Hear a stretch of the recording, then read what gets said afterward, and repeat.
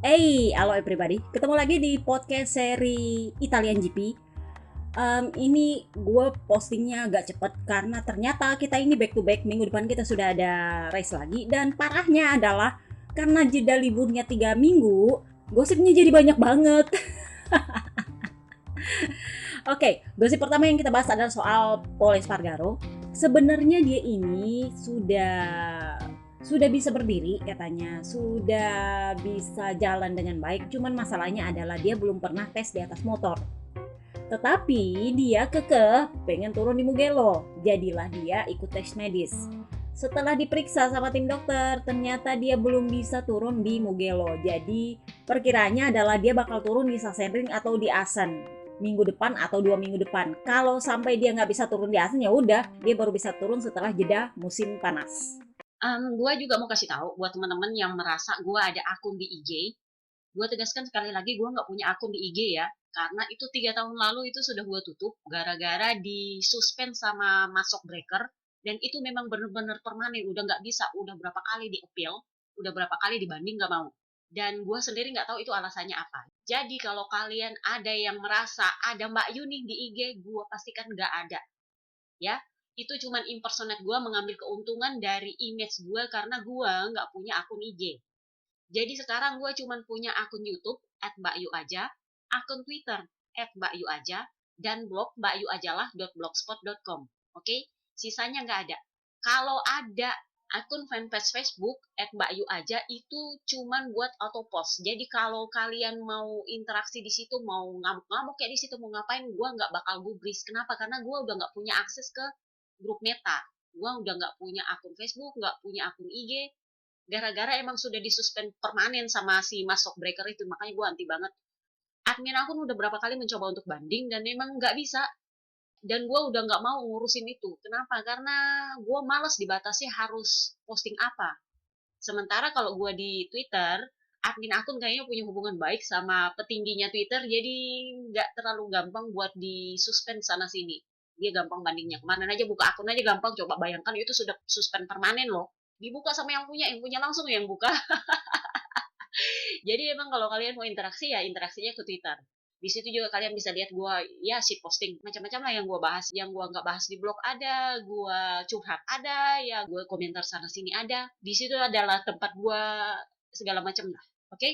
Nah, jadi menjelang Italian GP ini bisa dibilang banyak banget rider cedera. Paling banyak adalah dari rider Akamsi, yaitu dari Aprilia dan dari Ducati. Yang dari Aprilia adalah Papa Alis. Papa Alis itu kemarin kan patah bahunya tuh. Waktu di acaranya Aprilia di Aprilia All Stars itu dia sendiri nggak bisa turun balapan skuter karena bahunya masih sakit. Jadi memang Papi Rivola itu kemarin sudah patah arang. Dia bilang saya nggak yakin sih bisa turun si Oliveira. Tapi ternyata setelah menjalani pemeriksaan, ternyata dia bisa turun trek. Akhirnya dia memutuskan untuk turun trek. Sayangnya adalah di race hari Minggu dia crash, tapi ya paling nggak dia turun balapan lah kan ya. Raul Fernandez sebenarnya itu nggak terlalu parah cederanya. Kenapa? Karena dia cuma perkara habis operasi ampam. Nah, misilihnya adalah dia di hari Sabtu kemarin sempat crash dan udah gue bilang itu crashnya agak mengerikan dan memang ternyata kepalanya terbentur dan itu menyebabkan dia race di hari Minggu itu sampai muntah di dalam helm. Itu karena dia udah pusing banget. Jadi bukan masalah ampamnya, tapi masalah dia crash di hari Sabtu dan ternyata kepalanya terbentur. Ini mirip gejala waktu Joan Mir di Argentina, masih ingat? Dia terbentur kepalanya waktu di sprint race terus dia mundur di balapan hari Minggu karena kepalanya terbentur menyebabkan dia pusing dan akhirnya dia muntah. Nah, inilah yang terjadi pada Raul Fernandez. Sebenarnya dia nggak apa-apa waktu restart, tapi lama-lama dia akhirnya nggak bisa tahan juga, dia pusing sendiri dan akhirnya muntah di dalam helm. Kemudian Enea Bastianini yang juga patah bahu. Setelah dia sempat menguji coba di atas Panigale V4 di Mugello kalau nggak salah, nggak ada masalah, nggak ada sakit bahu. Dia ngetesnya sama Peko. Peko kan lagi cedera talus tuh, lagi cedera pergelangan kaki. Jadi Peko juga ikut turun trek untuk menguji apakah kakinya bisa dibawa untuk balapan di Mugello. Dan ternyata emang nggak masalah. Keduanya nggak masalah. Cuman memang Enea Bastianini, Tardosi udah bilang jangan terlalu dipaksa. Yang penting lu finish aja. Terbiasa aja dulu sama motor karena kan udah absen berapa bulan coba. Nah, Peko yang sampai hari Minggu dia di podium pun masih ya tertatih-tatih, dia bilangnya sakit sih kagak, cuman emang nggak bisa digerakkan. Apa sih kalau dibilang nggak bisa digoyangin gitu loh. Tapi kalau dibilang sakit sih enggak, kemungkinan sih ada painkiller juga. Jadi painkillernya lumayan berpengaruh. Jadi dia bilang mau dibilang sakit sih enggak, cuman ya saya ngeremnya juga agak sedikit tricky dan emang nggak bisa terlalu banyak digerakkan. Jadi Oliveira, Enea, Peko kemarin itu mendapat fit to ride ketika hari Kamis. Yang dapat under control itu Luca Marini. Jadi Luca Marini kan kemarin gara-gara dia crash kesangkut sama motornya Alex Marquez, itu dia cedera pergelangan tangan. Karena memang nggak perlu operasi, akhirnya itu masih sakit. Jadi dia selalu under control setiap habis sesi. Nah, masalahnya waktu di sprint race nggak terlalu bermasalah sih, emang sakit tapi nggak terlalu bermasalah. Nah masalahnya adalah di hari Minggu, jadi itu kan balapannya panjang. Dan akhirnya di akhir-akhir balapan ketika dia battle sama Sarko, dia bilang udah sudah nggak bisa tangan saya, udah nggak bisa dipaksa.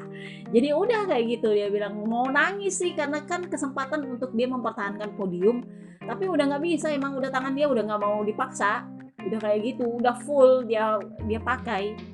Nah, yang menjadi pusat perhatian juga kemarin sebelum Mugello adalah Morbidelli. Jadi Morbidelli ini kan sempat nongol di WSBK. Jadi ditanya lah dia, beneran nih lu mau ke WSBK? Morbidelli pada saat itu dia bilang, saya sih melihat diri saya masih tetap membalap di MotoGP tahun 2024. Masih banyak yang harus saya lakukan di MotoGP, tapi dia nggak bilang apakah dia akan perpanjang dengan Yamaha atau enggak. Gosip berhembus sepoi-sepoi memang sudah lama berkata bahwa proses perpanjangannya dia udah dimulai, tetapi Yamaha bilang jangan juga karena kamu tahu kamu bakal perpanjang kamu leleh-leleh di situ, perbaikilah performamu. Jadilah ya gue nggak tahu juga di Mugello itu apakah hanya anomali atau gimana, tapi nanti itu kita bahas soal balapannya di part kedua. Ini akan jadi 2 part teman-teman ya. Kenapa? Karena banyak banget gosipnya. Gue usahakan sependek-pendek mungkin, tapi kalau emang jadi 2 part ya maaf. Yang kasihan adalah admin, karena ini kan mepet-mepet, jadinya dia harus edit secepat mungkin supaya bisa diupload secepat mungkin, karena kalau enggak keburu seri berikutnya udah nongol. Jadi kalau kalian mau bantu admin, minta tolong klik iklan di blog. Kenapa? Karena kemarin tuh gue sempat baca komentar di YouTube bahwa ada iklan yang nongol ketika kalian putar podcastnya di YouTube. Jadi gue sempat nanya admin akun, itu kok iklannya udah jalan, padahal kan kita belum memenuhi syarat untuk monetisasi. Jadi dia bilang sepertinya itu emang sudah haknya YouTube untuk memasukkan iklan di akun-akun yang belum memenuhi syarat. Jadi ibarat kata pendapatan iklannya itu diambil 100% sama mereka, nggak di-share sama akun kreator.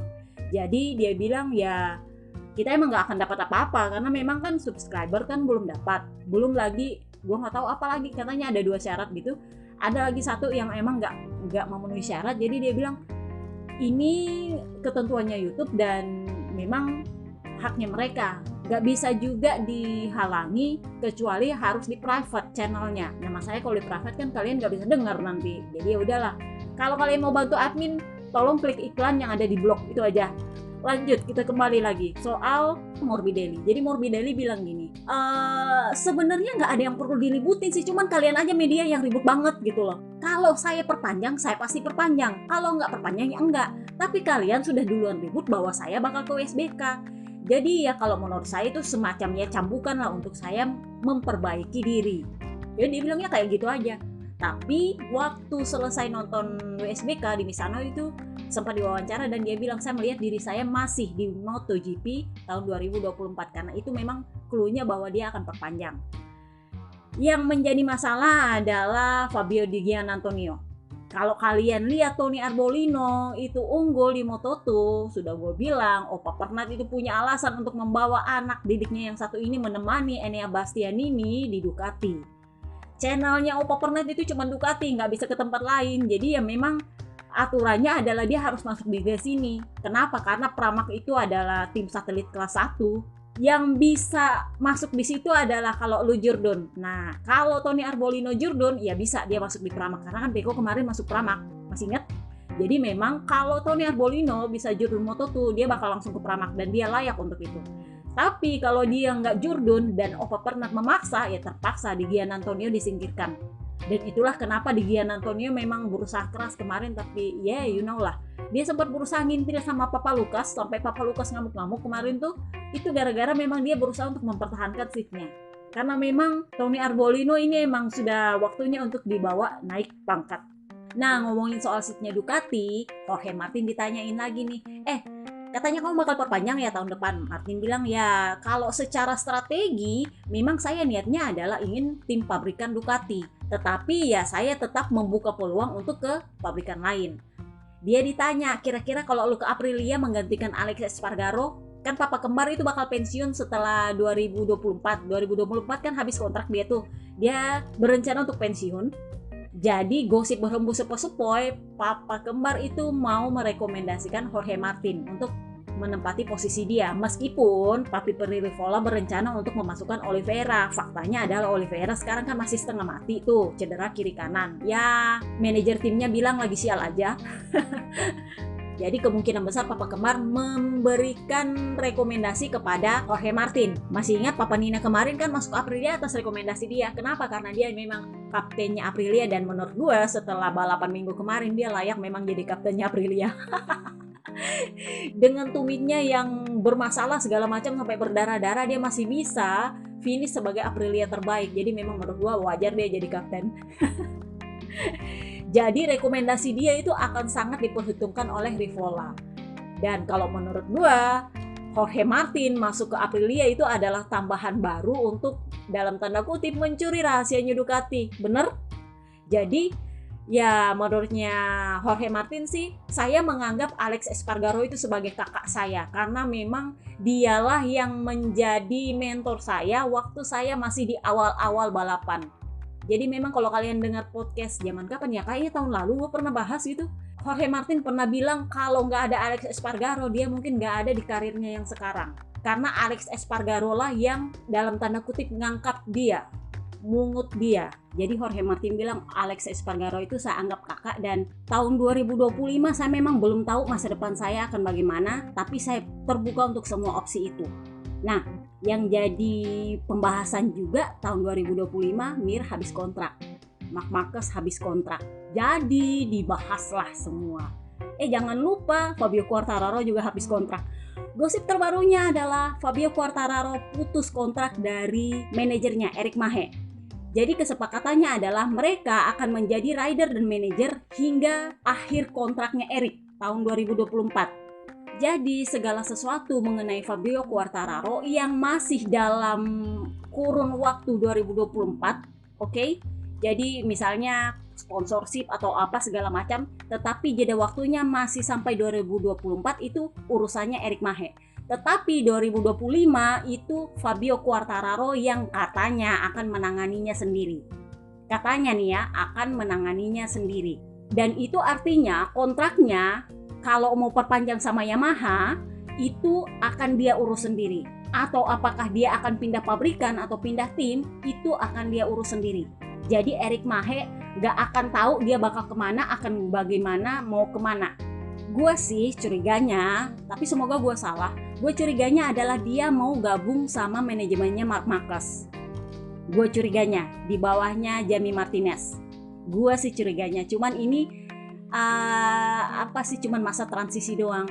Jadi dia lepas Eric Mahe, kemudian nanti ya mungkin sebulan, 2 bulan, 3 bulan, atau mungkin sekalian tahun depan, begitu kontraknya sudah selesai, baru dia mengumumkan akan bergabung dengan Jamie Martinez. Tapi semoga gue salah, semoga memang dia mau memanajeri dirinya sendiri. Menurut gue sih mustahil. Sekelas Valentino Rossi aja punya manajer, apalagi seorang Fabio Quartararo kan. Nah, Marc Marquez sendiri itu sempat ditanya soal apa tanggapan dia mengenai prediksi rider pensiun artis Jorge Lorenzo, bahwa dia itu akan rela meninggalkan Honda untuk pindah ke Ducati meski dengan gaji yang gak terlalu membahagiakan, hanya demi bisa menang. Karena dia pengen menang lagi. Waktu itu sebelum race Mugello berakhir, ini ceritanya sebelum FP1 dimulai, Marc Marquez-nya bilangnya kayak gini. Jadi kontrak saya adalah sampai tahun 2024 dan dedikasi saya sepenuhnya adalah untuk kontrak itu. Setelah itu, Saya tidak bisa menampik bahwa saya ingin memang proyek yang berhasil. Tetapi Honda selalu ada di hati saya dan akan selalu ada di sana dan selalu seperti itu. Itu bahasanya sebelum dia mencak-mencak sama motornya di trek kemarin. Nah, yang cukup menggelitik adalah reaksi manajer timnya Rins, Cesinello. Jadi Cesinello-nya bilang kayak gini, kelemahannya pabrikan Jepang ini adalah mereka itu nggak pintar berinovasi. Jadi kalau kalian lihat KTM, Aprilia, Ducati itu kan memang pelopornya, inventornya, papi peri gigi yang awalnya memberi inovasi. Selanjutnya diikuti oleh Aprilia dan KTM meskipun awalnya nyinyir-nyinyiran dulu segala macam kan, tapi ujungnya ngikut juga. Tetapi mereka juga punya versinya sendiri untuk hal inovasi. Contoh, Aprilia itu kan punya lower fairing. Itu kan belum pernah dicoba sama Ducati niru Aprilia. KTM juga niru Aprilia, tapi KTM lebih ke rear aero yang di belakang. Kalian lihat itu kan rear aeronya versi mereka yang kayak piringan. Itu yang diikut sama Yamaha. Jadi memang pabrikan-pabrikan Eropa ini punya inovasinya sendiri. Nah, misalnya adalah pabrikan Jepang nggak tahu. Jadi Cesinello bilang gini, ketika pabrikan Eropa itu bebas berinovasi dengan segala macam aeronya, pabrikan Jepang itu nggak bisa bikin apa-apa. Mereka itu bukan ahli untuk menemukan sesuatu. Mereka itu hanya ahli untuk mengikuti. Jadi mereka niru, nyontek terus diperbaiki. Fenomenanya yang ada saat ini ya kurang lebih seperti itu. Kecuali Yamaha kemarin sempat dia yang inventornya talang air. Kalau kalian sudah ngintil gua lama, kalian pasti tahu yang dinamakan talang air itu seperti apa, dan itu memang awalnya dipakai oleh Yamaha. Ya menurut gue itu sih penemuannya Yamaha sih, aero yang satu-satunya itu. Tetapi kalau Honda memang Cesinello bilang mereka cuma bisa mengikuti lalu berinovasi di situ, mengembangkan versi mereka sendiri. Jadi prediksi mereka adalah para rider ini akan kemana dan mau kemana, terutama Mir, Rins, dan Marc Marquez. Itu dia bilang kita akan lihat nanti di kuarter pertama tahun 2024. Kuarter pertama itu berarti ya sampai bulan April Mei lah kita bisa lihat akan seperti apa mereka posisinya dengan kontrak mereka masing-masing. Claudio Domenicali, bos besarnya Ducati Motor, itu juga menanggapi soal kemungkinan Marc Marquez pindah ke Ducati karena memang ABR pasca crash-nya idolanya mereka kemarin tuh ada yang sempat nyeletuk, coba kasih itu Ducati sama Marc Marquez, pasti dia lebih bagus dari Pecco Bagnaia. Claudio Domenicali bilang apa? Nggak mungkin. Kenapa? Karena itu tidak akan adil untuk para rider kami. Saya itu sangat menyukai Pecco Bagnaia dan para rider lain di Ducati. Jadi saya tidak merasa cocok dengan skenario bahwa Marc Marquez akan bergabung dengan Ducati. Karena memang sejak awal itu Ducati memang, sorry to say ya kalau gue bilang, itu menandai Van Marquez. Alex Marquez itu kan udah gue bilang masuk ke Gresini kemarin itu kan ibarat kata sistem todong. Gigi Dalinya pun nggak tahu kalau ternyata Alex Marquez masuk di Gresini. Tahu-tahu udah pengumuman aja. Kenapa? Karena memang bukan cuma di VR46 aja ketidaksukaan kepada Marc Marquez itu ada di Ducati. Terutama akhir-akhir ini ketika penyakit curi-curi kintilnya itu muncul kan yang paling sering jadi korban adalah rider Ducati. Makanya mereka nggak suka. Dan juga adalah publik Ducati nggak suka. Mereka adalah orang Italia dan sebenarnya orang-orang Italia ini nggak terlalu anti sih sama Spanyol. Contoh Papa Kembar, itu Papa Kembar sampai bilang, kalau mau dibandingkan publik Italia dengan publik Spanyol, itu lebih nyebelin publik Spanyol. Kenapa? Karena saya loh sudah bahagia dengan kehidupan saya, ada keluarga, ada tim yang bagus, motor yang bagus. Saya bisa dibilang pria tua yang sukses, tapi sepertinya itu tidak disukai di Spanyol. Ya kenapa? Karena memang dia sering ribut sama Marc Marquez. Dan KTPS ini kan memang, ya maklum juga, sebagian besar mereka adalah ABR. Jadi memang nyinyi terus. Jadi kata Papa Kembar, kayaknya publik Italia, tetangga kita ini lebih ramah, lebih santai, lebih menyapa dengan baik. Saya lupa tuh mereka baik-baik aja, kenapa orang Spanyol yang ribut?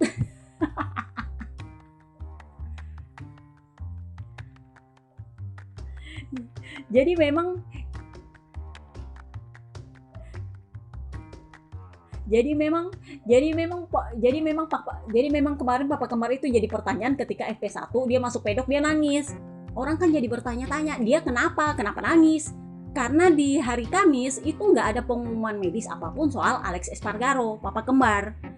Nah, setelah FP1 berakhir ditanyalah sama Papi Peri Rivola. Akhirnya Papi Peri Aprilia itu buka kartu. Sejujurnya, hampir semua rider kami itu ada masalah. Kecuali Maverick Vinales. Oliveira itu baru sembuh dari luka bahu. Si Raul Fernandez itu masih bermasalah dengan lengannya, ampamnya. Kita nggak tahu akan sejauh apa dia bisa ngepush.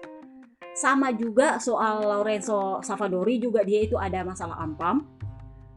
Alex Espargaro sebenarnya dia nggak masalah kenapa-kenapa. Tetapi ketika hari Kamis orang track walking, dia naik sepeda.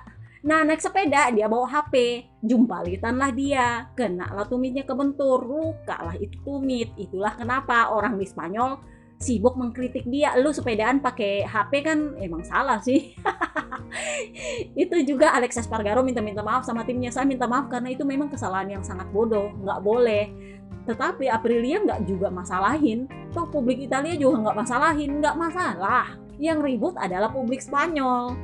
Dibodoh-bodohin dia di media sosial. Lu juga udah tahu itu nggak boleh, masih juga pakai HP segala macam bla bla bla bla bla. Ya lu tau lah ABR lah ya.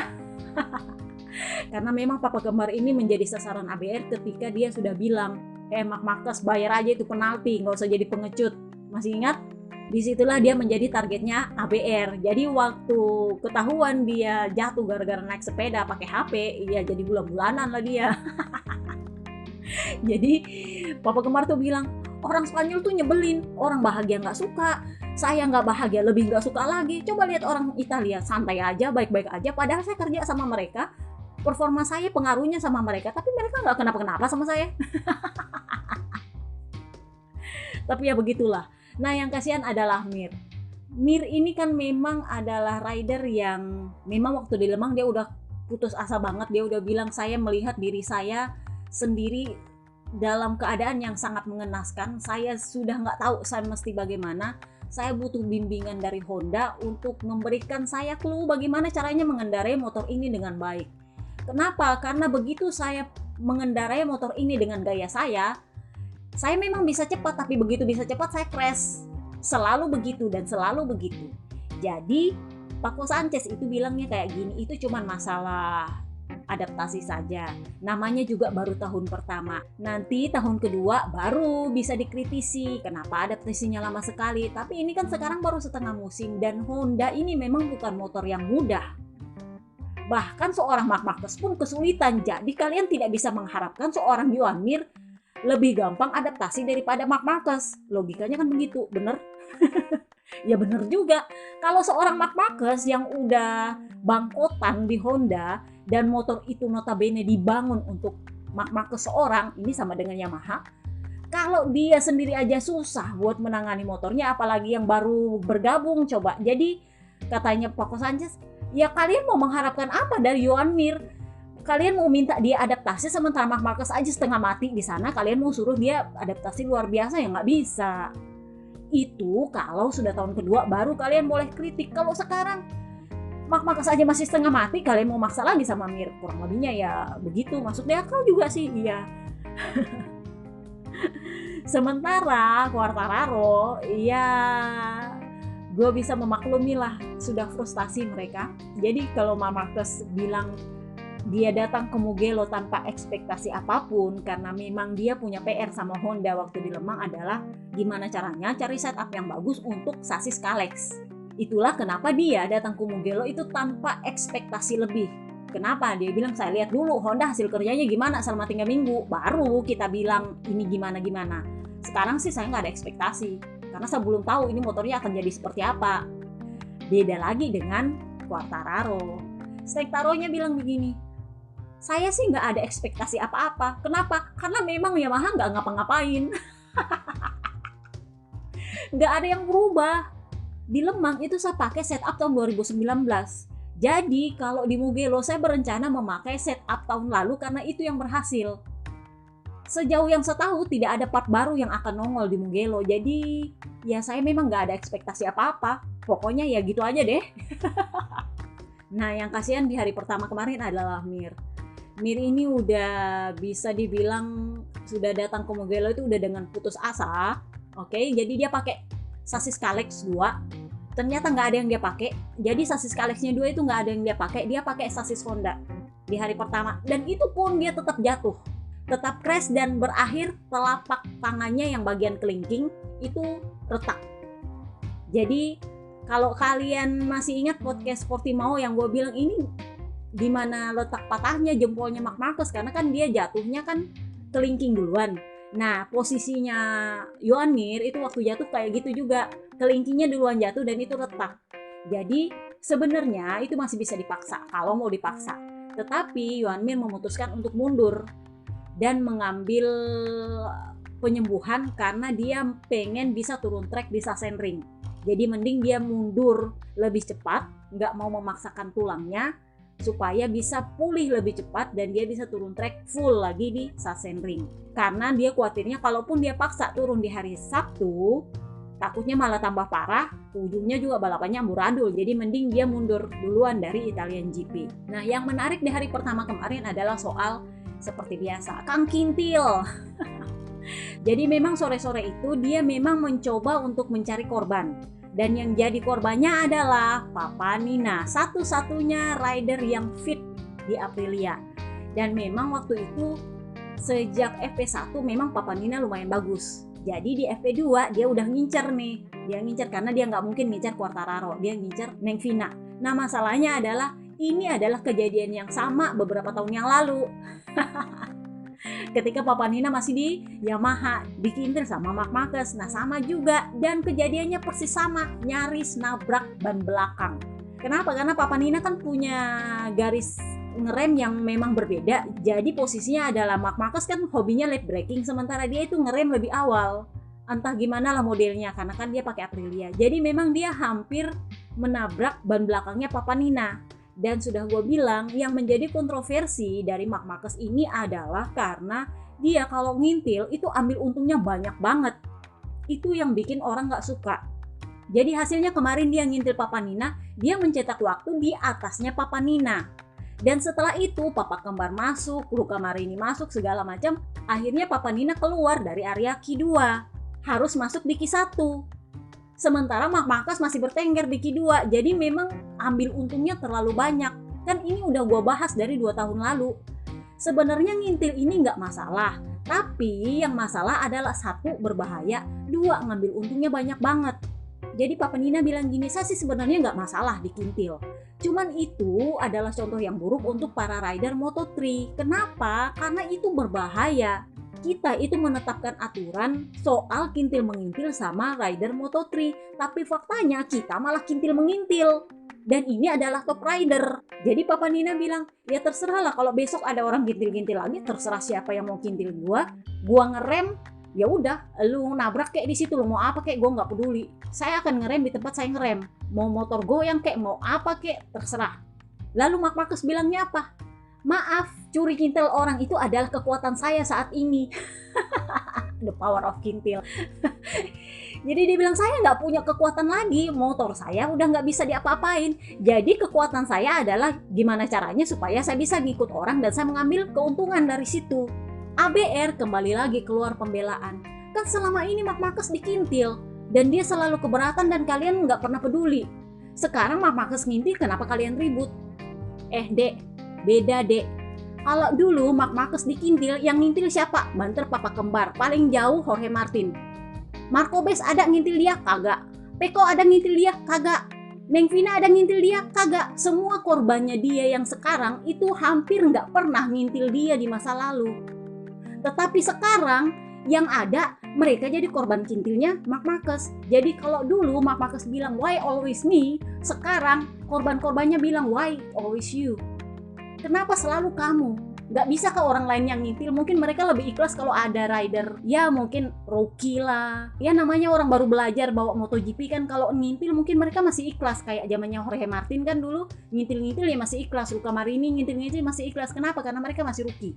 Yang disebelin kemarin itu adalah papa kembar karena dia kan rider senior tapi ngintil aja mulu, tapi itu karena memang Aprilia dulu masih memble banget. Nah sekarang posisinya adalah Marc Marquez dan dia lagi bahkan untuk rider yang rookie-rookie itu nggak ada yang ngintil, maksudnya malu dong sama rookie gitu loh. Itu yang bikin para rider terutama di Ducati yang sebelnya minta ampun. Jadi gosip berhembus-sepoi di Ducati itu ada semacam obrolan guyonan lah ya. Kayaknya Alex Marquez nggak dimasukin. Kalian lihat di pre-eventnya Italian GP, Alex Marquez nggak diikutkan. Johan Zarco nggak diikutkan. Johan Zarco itu nggak diikutkan karena memang dia dalam tanda kutip sudah direncanakan akan ke WSBK. Alex Marquez itu kalau menurut gue sih lebih karena memang publik Italia nggak suka sama Van Marquez. Jadi memang dia nggak diikutkan daripada dia jadi korban bully. Jadi memang diputuskan untuk dia nggak diikutkan di pre-eventnya Italian GP. Jadi kemarin itu gosipnya kayak gini, setelah Marc Marquez bilang mencuri ngintil orang itu adalah kekuatan saya, dia itu jadi bahan guyonan di Ducati. Jadi antara Tardosi, Pecco, Enea, Martin, Bes, pokoknya rider-rider kuatnya mereka, kecuali ridernya Gresini, di Gian Antonio sama Alex Marquez kayaknya nggak dimasukin. Luca Marini sama Marco Bes masuk di grup lebih karena Pecco Bagnaia. Pecco Bagnaia jadi ember bocor. Jadi mereka itu taruhan siapa yang akan jadi korban kintilnya Marc Marquez di sesi kualifikasi. Nah, di Q2 yang jadi korban siapa? Marco Bes. Jadi kalau lihat videonya kualifikasi, si Marco Bes itu diikutin sama Marc Marquez, terus di belakangnya Marc Marquez itu ada Jorge Martin. Jadi Jorge Martin sih sebenarnya nggak ngintil, tapi dia ngintip. Jadi begitu Marco Bes tahu bahwa di belakangnya adalah Marc Marquez, itu dia langsung masuk pit. Jadi begitu selesai catatan waktu, habis hot lap, mereka masuk di pit. Si Marc Marquez karena niatnya memang mau ngintil, nggak menyangka bahwa Marco Bes bakal masuk di pit. Dan kelihatan banget bahwa Marco Bes itu lagi ngobrol sama Martin, karena kan mereka masuknya sama-sama, si Marc Marquez terus sendiri, karena nggak nyangka bahwa mereka akan masuk pit. Itu memang bercanda, bilang ternyata lo yang jadi korban. Nah yang masalah adalah ketika outing kedua, si Marco Bes keluar, ngikutlah itu si Marc Marquez. Marco Bes tahu dia bakal dikintil, dia duluan lari cepet-cepet. Jadi dia nggak mau diikutin kan. Nah yang sial adalah Pecco, lagi hot lap KKE, ternyata Marc Marquez di tikungan 1. Sebenarnya nggak perlu dimarah-marahin, cuman karena memang mereka habis bercandain kemarinnya, jadinya si Pecco nih bilang, aduh gua kalah taruhan nih.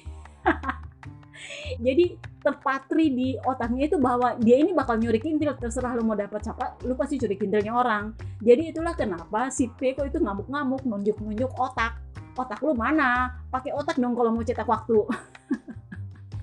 Mikir, gak usah ngikut orang. Tapi si Marc Marquez ya as you see lah, gue tuh bingung, dia itu mau ribut saywar sama orang juga percuma. Lah kan dia bukan siapa-siapa, mau dibilang kandidat juru juga bukan, jadi mau saywar gimana coba. Jadi yang bilang bahwa Pecco marah-marah itu sama dengan dia kalah saywar, enggak juga, karena memang orang Ducati ini udah sebel sama dia. Itu Tardosi itu sampai bilang kayak gini. Tardosi juga, kalau kalian mau tanya Tardosi kenapa, Tardosi itu juga cedera. Jadi orang-orang Ducati itu pernah dengan orang-orang cedera. Jadi Tardosi itu kemarin dia nonton WSBK di Misano, terus katanya kecelakaan moped, jadilah itu kakinya luka, kiri kanan kakinya luka, jadinya dia pakai kruk waktu masuk di pedoknya Ducati. Jadi Tardosi itu ditanya, gimana tanggapanmu soal Marc Marquez? Jadi dia bilang, ya kita memang sudah tahu akan ada waktunya dia dalam tanda kutip secara kebetulan ketemu sama Pecco Bagnaia, dan dia pasti akan mengambil kesempatan itu. Ya memang si Marc Marquez sendiri waktu di Park Fem setelah kualifikasi itu ditanya, jadi dia bilang gini, saya memang niatnya ngintil, jadi memang sudah ada niat, tapi saya tidak sengaja mengincar Pecco, yang saya incar adalah Marco Bes. Tapi karena dia muncul di samping saya marah-marah, saya nggak tahu dia bilang apa, ya udah saya ikut aja.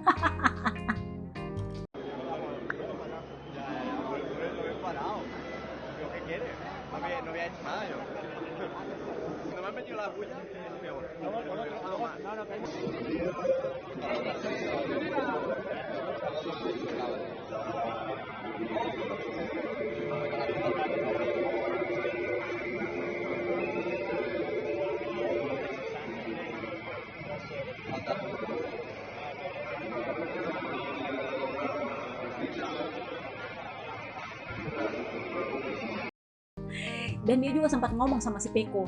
Si Peko sendiri bilang apa? Saya sudah nggak mau ngomong apa-apa lagi soal itu. Kan kalian dengar sendiri dia bilang apa? Saya memang niatnya ngintil, tapi bukan sengaja mengincar Peko.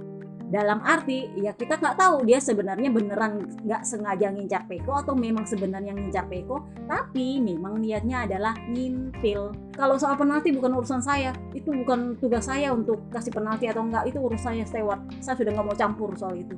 Jadi Peko emang sudah mengerti bahwa, oh ini bakal jadi bahan bulan-bulanan lagi nih, pasti bakal dipelintir lagi, jadi lu nggak mau ngomong apa-apa lagi. Pada akhirnya kan kena karma juga hari Minggu. Oke, jadi itu aja part pertama kita. Nanti kita lanjut lagi di part kedua, oke? See you next time guys, bye-bye.